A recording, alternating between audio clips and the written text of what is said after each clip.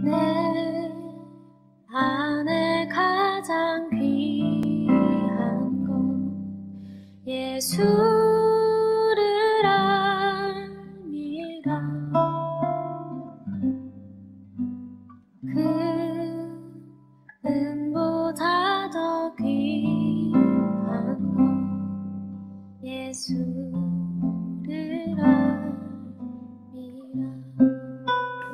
우리 다 함께 찬송가 384장 함께 찬송하도록 하겠습니다. 찬송가 384장입니다.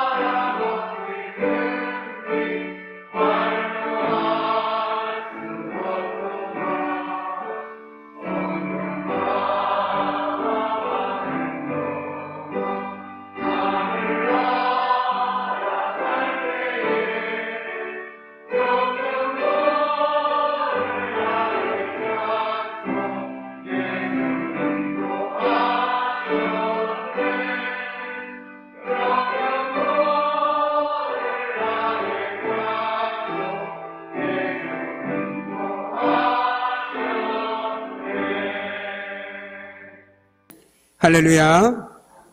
반갑습니다.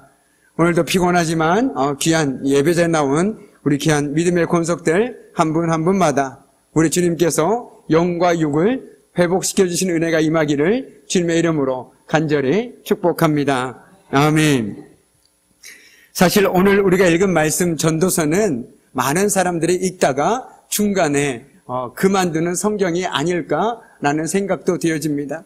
왜냐하면 읽고 또 읽고 읽다 보면 자꾸만 헛되다라는 말만 반복되다 보니 참 이것이 성경인지 삶을 어떻게 살으라는 건지 우리들을 참으로 헷갈리게 하는 성경책처럼 보이기 때문이기도 합니다. 그러나 실상은 그렇지 않습니다. 오늘 전도서는 크게 얘기한다라면 우리들에게 이 땅에서 어떻게 살아가는 것이 참된 바른 삶인지를 우리들에게 보여주고 있는 인생의 지침서라고 해도 과언이 아닐 것입니다. 오늘 읽은 말씀을 보면 지혜자나 우매자 할 것 없이 이들 모두가 당연하게 되는 것이 바로 직면하게 되는 것이 죽음의 문제라는 것을 솔로몬은 깨닫게 되었습니다. 그러면서 그는 내게 지혜가 있었다 한들 내게 무슨 유익이 있으리요? 라고 한탄하였습니다. 우리 16절 말씀을 보시지요. 지혜자도 우매자와 함께 영원하도록 기억함을 얻지 못하나니 후일에는 모두 다 잊어버린 지 오래일 것임이라. 오라, 지혜자의 죽음이 우매자의 죽음과 일반이로다 라고 되어 있습니다. 한마디로 똑똑한 사람이나 어리석은 사람이나 죽음을 맞이할 수 있는 것은 똑같다라고 얘기하고 있는 것입니다. 저와 여러분도 마찬가지 아니겠습니까? 사는 형편이 다르고 모든 것은 다 다르지만 우리는 궁극적으로 언젠가는 죽음 앞에 마주할 수밖에 없는 참으로 연약한 인생이라는 것입니다.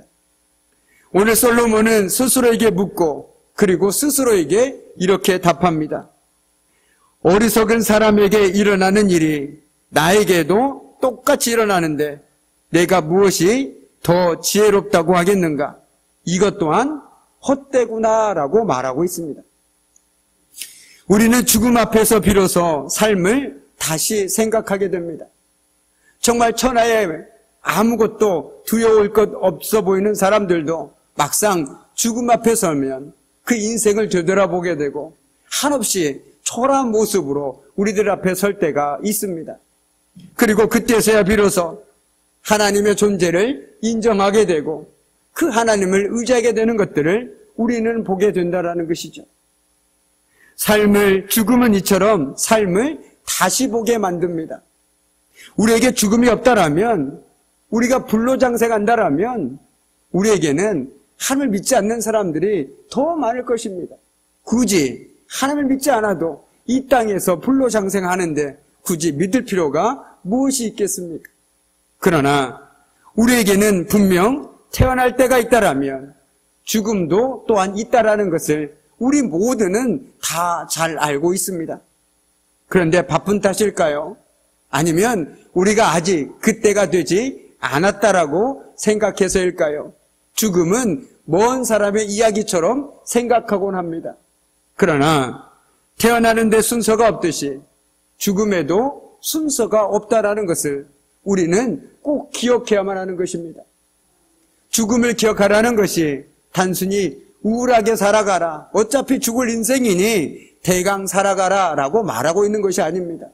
어차피 우리는 죽을 수밖에 없다라면 나에게 주어진 시간에 정말 내가 내 인생을 되돌아봤을 때 그래도 나는 참 잘 살았다, 하나님 앞에서 부끄럼 없는 삶을 살았다라고 고백할 수 있는 삶을 살아라라고 오늘 솔로몬은 우리에게 이야기하고 있는 것입니다. 이처럼 우리가 죽음을 다시 직면하게 될 때, 죽음 앞에 설 때 우리의 삶을 재정비하게 됩니다. 무엇이 중요한지, 그리고 어떻게 살아야 하는지 깨닫게 됩니다. 이처럼 죽음은 깊은 깨달음은 우리 인생에 대한 최고의 교과서입니다. 그래서 말씀도 우리에게 초상집에 가는 것이 잔치집에 가는 것보다 낫다라고 말하고 있는 것을 우리는 기억해야 한다라는 것이죠. 단순히 초상집이 슬픔 때문에 우리가 가야 된다라고 생각하는 것이 아니라 누군가의 죽음을 직면하게 됐을 때 나 또한 언젠가는 동일한 자리에 갈 수밖에 없음을 깨닫게 되고, 그렇다면 지금 내가 어떻게 살아가야 하는지, 내가 누굴 믿고 살아가야 하는지 다시 한번 우리 인생을 되돌아보는 소중한 시간을 갖게 된다는 것이죠. 그렇습니다. 지금도 대중매체나 인터넷이나 TV를 보면 정말 어느 날 갑자기 죽음을 맞이한 사람들을 우리는 많이 보고 듣고 있습니다. 너무 안타깝다라고 말하는 그 인생들을 보면 그들도 결코 죽음을 생각해 본 적이 없습니다. 오히려 앞으로 살 날만을 생각했다라는 것이죠. 그러나 오늘 솔로몬은 우리들에게 분명하게 얘기하고 있습니다. 우리는 언젠가는 누구나 다 죽음 앞에 서야만 하는 연약한 인생임을 기억하고 살아라. 이것이 바로 오늘 말씀 속에서 흐르고 있는 중요한 메시지라는 것입니다. 대부분의 사람은 죽음을 이야기하면 참 싫어합니다. 여담이지만 제가 한동안 보험에 종사한 적이 있었습니다. 그래서 사람들 만나게 되면 대부분 어떤 얘기를 하게 될까요? 다치게 되면 얼만큼 보상을 받고 죽게 되면 남은 가족에게 얼만큼의 돈이 나오게 되고, 이런 얘기만 하다 보니까 사람들이 만나기를 꺼려하더라는 것입니다. 왜요? 좋은 얘기도 아니고 매일 다치는 얘기, 죽는 얘기만 하니 마음에 안 와닿다라는 것입니다. 그런데 실상 내가 다치고 또 내 주변의 사람들이 죽는 것들을 보면 그때서야 많은 사람들이 참 보험이 필요하구나라는 것들을 깨닫게 된다라는 것이죠. 그런데 비단 보험뿐이겠습니까? 우리는 이 땅에서의 삶만을 살아가는 사람이 결코 아니지요. 죽음 이후의 삶까지도 생각하면서 살아가고 있는 사람들이라는 것입니다. 그런데 여전히 하나님을 믿는다고 생각하는 사람들 중에서도 이 땅의 삶이 전부인 것처럼 생각하고 살아가는 사람들이 너무나도 많이 있다라는 것입니다. 이 땅에서 내가 예수 믿고 잘 살면 그만이지라고 생각하는 사람에게는 죽음은 곧 불행이라는 것이죠. 그러나 우리가 장례식장에 가면 어떻습니까? 그 사람에게 장례를 하면서 단순히 듣기 좋은 말로 이제 하나님 품에 안기셨습니다. 고통도 없고 슬픔도 없는 곳으로 정말 좋은 천국으로 가셨습니다라고 얘기하는 것만은 아닙니다. 우리는 비록 가본 적은 없지만 분명 그곳이 있음을 믿기 때문에 그렇게 얘기하는 것이고, 우리 또한 그 믿음으로 지금 이 땅에서 살아가고 있는 것 아니겠습니까? 그렇다면 이 땅이 힘들더라도, 내가 세상 모든 걸 다 놓치더라도 내가 결코 놓치지 말아야 할 것은 바로 우리의 믿음이요, 우리의 신앙임을 우리는 다시 한번 깨닫게 되어질 수밖에 없다라는 것입니다. 바로 내가 죽음 앞에 설 때라는 것입니다. 우리가 꼭 죽음 앞이 아니더라도 우리의 육신이 연약해서 내가 원치 않는 질병을 얻어서 병원에 입원하게 됐을 때 막연하게 두려움이 우리를 엄습해 옵니다. 이러다가 정말 내가 죽으면 어떡하지? 그러면 사람들은 참으로 다양한 반응들을 보일 수밖에 없겠죠. 그러나 진짜 믿음의 사람은 그 상황 속에서도 어차피 생명의 주관자는 하나님이시니 하나님께서 알아서 하시고 저는 오늘도 그래도 하나님을 붙들고 살겠다라고 고백할 수 있는 사람, 그 사람이 진짜 죽음 이후의 삶을 고백하며 살아가는 사람이라는 것이죠. 어떻게 해서든지 아등바등 살려고 노력하는 것이 아니라 내가 이 땅에서 어떤 모습으로 살아가든지 간에 나는 죽음 이후의 삶을 믿고 살아가기 때문에 하나님께서 내 생명을 어떻게 하시든 그것들을 기쁨으로 받아들일 수 있는 삶, 그 삶이 바로 죽음 앞에서 죽음 이후의 삶을 살아가는 사람들의 삶의 모습이라는 것입니다. 오늘 솔로몬은 우리들에게 이처럼 죽음이라는 것은 인간의 숙명 앞에서 인생을 보게 되었습니다. 즉 인생의 실상을 제대로 보게 되었다라는 것이죠.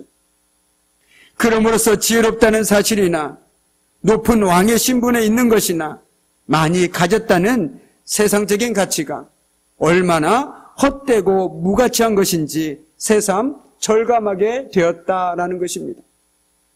즉 지혜롭다고 하여 보다 오랜 시간 세상에 있을 수 있는 것도 아니고 내가 큰 부와 권력을 가졌다고 하여 영원히 살 수 있는 것도 아니라는 것입니다. 지혜자나 우매자나 똑같이 죽음에 굴복할 수밖에 없는 연약한 존재일 뿐이라는 것을 솔로몬은 깨닫게 되었다라는 것이죠. 정말 그렇습니다. 죽음은 어느 날 갑자기 뜬금없이 누구에게나 일어날 수밖에 없습니다. 이 땅에 태어나는 순간이 있다라면 이 땅을 떠날 때가 있음을 우리는 기억하고 있습니다. 그런데 앞서 말씀드린 것처럼 우리는 자꾸만 그 죽음을 우리와 상관없는 것처럼 살아갈 때가 너무나도 많이 있다라는 것입니다. 나이 드신 분들이나 육신이 연약한 사람들에게만 해당된 것인지 나에게는 해당된 것이 없다라고 생각하고 살아갈 때가 너무나도 많이 있다라는 것이죠. 그러다 보니 어떻습니까? 내 믿음이 연약해지고 하나님을 붙들고 살아가는 내 믿음이 연약해지다 보니 세상적으로 점점점 발을 더 딛고 살아가더라는 것입니다. 얼마나 안타까운 인생입니까? 얼마나 슬픈 일입니까? 아무리 위대한 사람이라도 이 땅에서 영원히 살 수 있는 사람은 아무도 없습니다. 그런데 우리는 죽음의 문턱을 바라보고 나서야 비로소 인생의 연약함을 깨닫게 됩니다. 아무리 강하고 아무리 건강한 사람도 죽음의 문턱에 서면 자기가 깨지기 쉬운 토기 그릇 같다라는 사실을 알게 됩니다. 내가 그렇게 소중하고 애지중지 여겼던 모든 것들이 아무런 의미도 없고 나에게 아무런 도움이 되지 않는다는 것들을 그때서야 깨닫게 된다라는 것이죠. 우리는 언제든 주님께서 부르실 때 세상 모든 것을 버려두고 하나님 앞에 나아가야 할 연약한 존재들입니다. 그렇게 주님 없이 하는 모든 일은 한없이 덧없고 헛된 것임을 깊이 명심하고 이 세상을 살아야만 한다라는 것이죠. 물론 오늘 본문을 보면서 어떤 이들은 세상에서 어떤 노력이나 수고도 다 헛된 것이니 노력할 것도 땀 흘릴 필요도 없이 아무렇게나 살아도 되는 것처럼 생각할 수도 있습니다. 그러나 절대로 그렇지 않습니다. 왜냐하면 우리는 모두 궁극적으로 죽을 수밖에 없는 운명이며 주님이 부르실 때 내가 아무리 노력해서 얻은 것일지라도 모든 것을 내려놓고 빈손으로 떠나야 하는 인생입니다. 하지만 이 세상에서 맡겨진 일들에 최선을 다함으로써 마지막 날을 준비하고 대비하는 삶을 살아야 하기 때문입니다. 앞서 말씀드린 것처럼 우리는 이 세상의 삶만이 아니라 죽음 이의 삶까지도 살아가는 사람들이기 때문에 그렇다라는 것이죠. 물론 이 세상이 끝이다라고 생각한다면 오늘 먹고 죽자라고 얘기한다고 한들 누가 뭐라고 얘기하겠습니까? 그러나 성경은 끊임없이 우리들에게 이 땅이 다가 아니다. 그리고 보이는 게 다가 아니다. 우리가 생각하는 게 다가 아니다라고 끊임없이 우리들에게 들려주고 있다라는 것입니다. 우리가 오늘도 피곤한 육신을 이끌고 주님 말씀 앞에 선 이유는 바로 그런 이유가 아니겠습니까? 이 땅의 다가 아님을 알기에, 내 생각하는 것이 다가 아님을 알기에, 그래도 하나님의 말씀을 통해서 소망을 찾고 다시금 믿음 안에서 주님을 붙들고 살아가고자 하는 그 마음이 있기에 오늘도 이 자리에 나온 거라고 저는 믿어 의심치 않습니다. 그렇습니다. 이 땅에서의 빈부의 격차는 있을 수 있죠. 건강하고 건강하지 않고, 슬프고 덜 슬프고, 아프고 덜 힘들고, 이런 삶들은 누구나 다 껴안고 살아가는 인생들입니다. 슬픔 없는 인생이 어디에 있고 아픔 없는 인생이 어디에 있겠습니까? 그러나 그보다 더 중요한 것은 내 안에 하나님을 향한 믿음이 있는지 없는지가 더 중요하다라는 것입니다. 정말 내 안에 지금 하나님을 향한 믿음이 있는지, 아니면 다른 것에 마음이 빼앗겨서 어느 순간 그 믿음은 흔적도 없이 사라져버리고 있는 것은 아닌지 우리가 다시 한번 생각해 보아야 한다라는 것이죠. 제가 1년 전만 해도 금요구역 열한 예배 때 이 자리가 이 정도까지는 아니었던 걸로 생각되어집니다. 그런데 점점점 이 자리가, 빈자리가 늘어가는 이유는 참으로 무엇일까요? 그 마음이 안타까운 것은 말로 표현할 수가 없습니다. 그런데 그때마다 하나님께 주시는 마음은 바로 그것이었습니다. 나는 잘하게 하는 사람이 아니고 씨를 뿌리는 사람일 뿐, 잘하게 하시는 이는 하나님이시라는 그 사실, 오히려 그 사실을 믿기에 저는 오늘도 부지런히 씨를 뿌릴 뿐입니다. 그리고 기도로 씨를 뿌리고 말씀으로 씨를 뿌리는 것이고, 하나님께서 우리가 열심히 씨를 뿌릴 때 그것을 잘하게 하시는 분은 하나님이시라는 사실을 우리는 분명하게 기억하고 살아가야 된다는 것이죠. 혹시라도 오늘 빈자리가 너무 많아서 마음이 어려우신 분이 있다면 그것은 우리의 영역이 아니라는 것입니다. 그러나 분명 우리가 해야 할 영역은 있지요. 권면해야 되고 예배자료를 이끌어야 되고, 이것들은 우리가 해야 할 영역입니다. 그러나 그 사람을 변화시키는 것은 내가 아닙니다. 그 사람을 믿음 안에서 세워나가는 건 내가 아닙니다. 하나님께서 하셔야 하고 성령님께서 능력으로 임할 때 그 사람 변화될 수밖에 없고, 믿음 안에서 누가 뭐라고 해도 주님만을 붙들고 살아가는 인생이 되어질 수밖에 없다라는 것이죠. 그렇기 때문에 우리가 해줄 수 있는 것은 그 한 사람 한 사람 품고 기도하는 것입니다.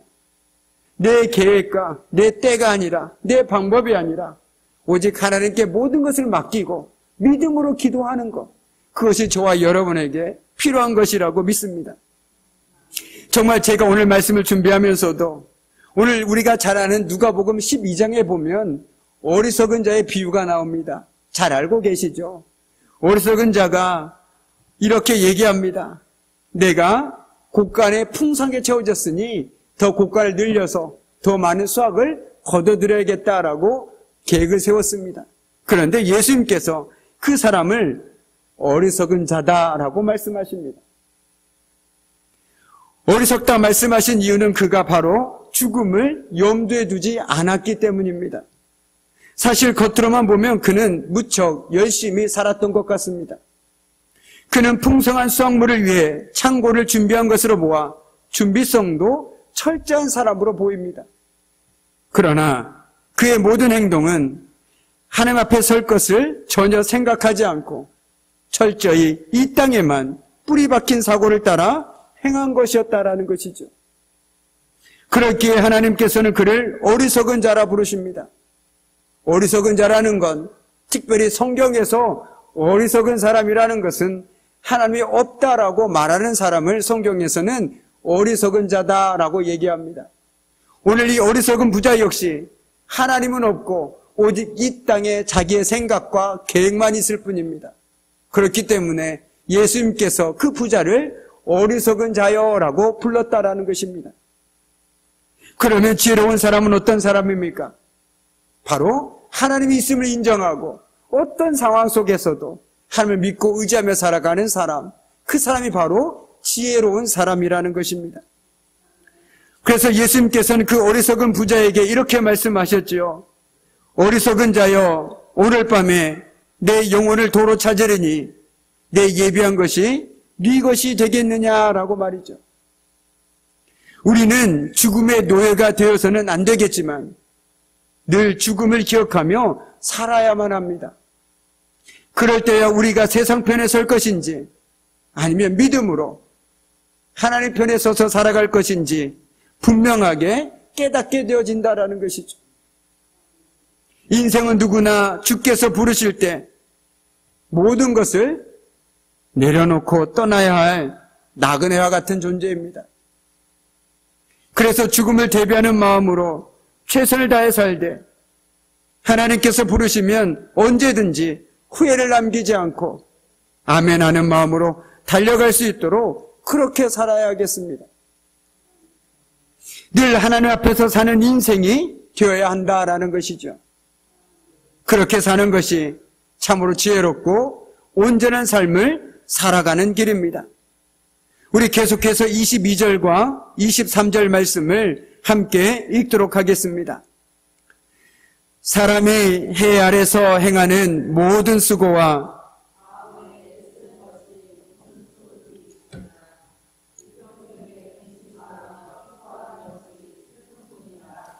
그의 마음이 밤에도 쉬지 못하나니 이것도 헛되도다. 아멘. 이러한 표현 속에서 우리는 사람들이 매일 수고하면서 무언가를 얻고자 발버둥치는 모습을 연상하게 됩니다. 그들 중 어떤 이들은 남들이 쉬는 어두운 밤중에도 쉬지 못하고 마음으로 근심하고 수고하기까지 합니다. 그러나 이 모든 것들에 대한 솔로몬의 평가는 무엇입니까? 그것은 이것도 헛되도다라는 것이었습니다. 그런데 다윗 역시 그가 지은 시편 39편에서 오늘 솔로몬이 지적하는 것처럼 사람들의 모습에 대해 거의 유사한 표현을 한 적이 있습니다. 거의 비슷한 맥락의 말을 한 적이 있습니다. 시편 39편 6절에서 그는 말합니다. 곧 진실로 각 사람은 그림자같이 다니고 헛된 일로 소란하며 재물을 쌓으나 누가 거둘는지 알지 못한다라는 고백이 바로 그 고백입니다. 즉 다윗 역시도 솔로몬과 같이 인생의 덧없음과 그 수고의 덧없음을 분명하게 깨달았다라는 것입니다. 그래서 다윗은 이처럼 그림자 같은 삶, 헛된 일로 소란하며 재물을 쌓으나 누가 거둘지 알지 못하는 세상 일과 재물에 소망을 두지 않았습니다. 그리하여 그의 삶은 세상 사람들과 다른 길, 참되고 온전한 삶, 의미 있는 삶의 길로 나아갔다라는 것이죠. 세상 속에서 살아가지만 하나님 앞에서 살아가는 인생이 바로 다윗의 삶이었습니다. 우리는 이어지는 그의 고백을 보면 더욱 분명하게 확인할 수 있습니다. 그는 39편 7절에서 이렇게 얘기합니다. 주여, 이제 내가 무엇을 바라리요? 나의 소망은 주께 있나이다. 아멘. 무슨 말입니까? 자신은 허탄한 삶이 아니라 참되고 온전한 삶을 살기 위해서 하나님을 소망으로 하는 삶을 살겠다라는 것입니다. 재물이나 세상의 명예가 아니라 오직 하나님만을 목표로 하는 삶을 살겠다라는 것입니다. 누가요? 다윗 왕이 말입니다. 권력도 가졌고 재물도 가졌고 명예도 가졌던 그 다윗이 소망은 오직 주님께만 있다라고 고백하고 있는 것입니다. 아무것도 가지지 못한 사람이 이렇게 얘기했다라면 에이, 그럴 수도 있겠지라고 얘기하겠지만 우리가 잘 아는 것처럼 다윗은 그 누구보다도 권력과 재물과 명예를 누리고 살아갔던 사람이었습니다. 그런데 살아보니 그 모든 것보다 오직 소망은 주님께만 있더라라고 고백하고 있더라는 것입니다. 이 고백이 바로 저와 여러분의 삶의 고백이 되어야 하고 삶의 방향점이 되어야 된다는 것입니다. 세상 사람들은 다른 데서 소망을 찾습니다. 이것에 소망이 있다. 그래서 많은 사람들이 투자도 하지 않습니까? 제가 좀 전에도 뉴스를 봤는데 많은 사람들이 투자에 눈이 멀어서 무려 350억이라는 손해를 본 사람들도 있었습니다. 왜요? 그 사람들에게는 돈의 소망이 있었기 때문에 어떻게 해서든지 돈만 벌면 된다라고 생각했습니다. 그런데 그 소망은 신기루 같은 것이었고 오히려 그들의 삶을 피폐하게 만들어버렸습니다. 그러나 우리가 주님께 소망을 두고 살아갈 때 우리의 삶은 피폐해지는 것이 아니라 더욱더 풍성한 은혜 가운데 살아가게 될 줄 믿습니다. 어디 말뿐이겠습니까? 우리 주변을 한번 둘러보십시오. 주님께 소망을 두고 살아가는 사람들의 삶의 모습을 한번 보십시오. 물론 경제적으로 어려울 수도 있습니다. 육체적으로 연약할 수도 있습니다. 그러나 세상이 결코 빼앗을 수 없는 그 믿음이 있기에 그는 그 상황 속에서도 모든 것이 하나님의 은혜라고 난 그래도 하나님만을 믿겠노라고 담대하게 고백하며 살아가는 많은 믿음의 사람들이 여전히 우리 주변에 있다라는 사실을 우리는 잊지 말아야겠습니다. 그런데 또한 더불어서 우리가 바로 그런 삶이 되어야 된다는 것이죠. 누가 뭐라고 해도 세상이 뭐라고 얘기하든 우리의 소망은 오직 주님께만 있습니다. 그 외에 다른 것에 소망을 줄 때 우리에게 찾아오는 것은 자괴감과 실망감뿐입니다. 그러나 우리가 주님께 소망을 두고 살아갈 때 주님은 결코 우리를 실망시키지 않으실 것이며 많은 믿음의 사람들의 삶 속에서 역사하셨던 것처럼 우리의 삶 속에서도 풍성한 은혜로 충만하게 채워주실 것이라고 믿습니다. 이제 말씀을 마무리 짓겠습니다. 오늘 우리가 읽은 말씀에서 솔로몬은 인생의 가장 원초적인 문제, 어쩌면 우리가 생각하기 싫은, 피하고 싶은 죽음에 대해서 이야기하고 있습니다. 그리고 그 죽음의 문제에 이르자 무엇이 정말 우리 인생에서 중요한지 다시 한번 깨닫게 되었습니다. 지금 내 손에 있는 것이 중요한 것인지 아니면 내가 어떻게 살아가는 거야 해야 하는지 나에게 중요한 것이 무엇인지 선명하게 보이더라는 것입니다. 뿐만 아니라 온 마음과 몸으로 열과 성의를 다해 살아왔지만 그것조차 죽음 앞에서는 그렇게 의미 있는 것이 못됨을 알았습니다. 왜냐하면 그것은 죽음의 문제를 해결해 줄 수 없기 때문입니다.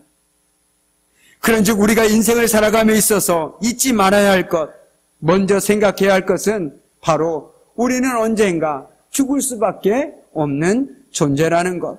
그렇다면 죽음 이후에 나는 어떤 모습으로 그리고 이 땅에서 어떤 삶을 살아가야 할지 고민해야 하는 것은 너무나도 당연한 것입니다. 즉 죽음을 통해서 우리 삶을 다시 한번 비춰볼 때 내 삶에서 뭐가 더 중요하고 무엇이 덜 중요하고 내가 어떻게 살아가야 하는지가 너무나도 분명하게 보이더라는 것입니다. 바로 오늘 솔로몬은 그것을 우리에게 이야기해주고 있는 것입니다. 지혜도 좋고 다 좋지만 그 모든 것을 다 뒤섞어 놓고 다시금 죽음을 제일 앞에 놓고 그것을 기준으로 해서 우리의 삶을 다시 한번 비춰보라는 것입니다. 내가 언젠가 죽을 수밖에 없는 존재라면 지금 나에게 가장 필요한 것이 무엇인지, 내가 어떻게 살아가야 하는지 너무나도 분명하게 보인 것 아니겠습니까? 여담이지만 만약에 누군가가 여기서 내 시한부 인생을 살아가고 있다면 그 사람에게 무엇이 가장 중요할까요? 돈일까요? 가족일까요? 무엇이 가장 중요하겠습니까? 내 인생이 시한부 인생이라면 세상이 얘기하는 것들이 나에게는 전혀 의미가 없습니다. 돈을 억만금을 갖다 준다고 하더라도 나에게는 필요가 없습니다. 그러나 더 중요한 것이 무엇입니까? 바로 믿음이라는 것이죠. 바로 우리의 인생이 어찌 보면 시한부 인생이라는 것입니다. 단지 그때만 모른다라는 것이죠. 그런데 우리는 그것을 너무나도 자주 잊고 살아가고 있다는 것입니다. 오늘 말씀처럼 우리가 우리의 삶을 다시금 죽음 앞에서 죽을 수밖에 없다라는 그 사실 앞에서 우리의 삶을 되돌아봄으로써 내가 어떻게 살아가야 하는지, 하나님 앞에서 어떻게 살아가야 하는지, 그리고 사람들 앞에서 어떻게 살아가야 하는지 다시금 고민하고 정말 그 믿음으로 살아갈 수 있는 저와 여러분의 복된 믿음의 삶이 되기를 주님의 이름으로 간절히 축복합니다. 아멘. 기도하시겠습니다. 참으로 고마우신 아버지 하나님, 오히려 저희들에게 귀한 말씀을 들려주심에 감사합니다. 그렇습니다. 우리는 언젠가 죽을 수밖에 없는 마치 시한부 인생과 같습니다. 그러나 우리는 늘 죽음을 잊고 살아감을 통해서 하나님의 말씀보다, 믿음으로 살기보다 세상의 소리에 그리고 세상의 소망을 두고 살았음을 이 시간 고백합니다. 정말 다윗의 고백처럼 우리의 소망은 오직 주께 있음을 이 시간 믿음으로 고백하게 하여 주시고 그 고백으로 날마다 주님만을 붙들고 살아가는 저들의 복된 삶 되어줄 수 있도록 주님 도와주시옵소서. 모든 것 주님께 감사드리며 예수님의 이름으로 간절히 기도드립니다. 아멘. 우리 찬송가 488장 이 몸의 소망 무언가 함께 찬송하도록 하겠습니다. 찬송가 488장입니다.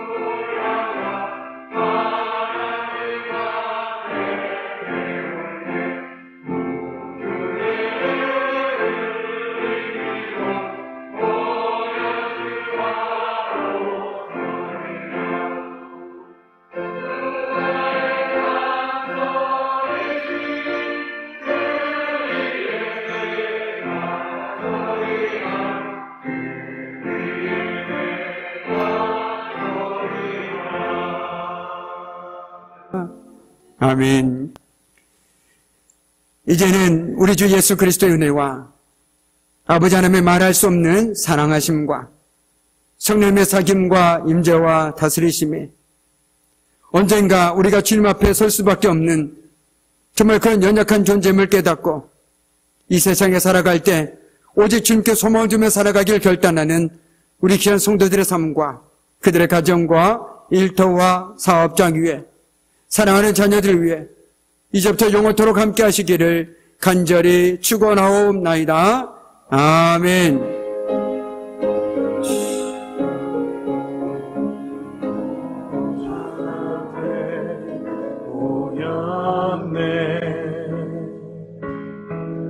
함께 주를 찬양하며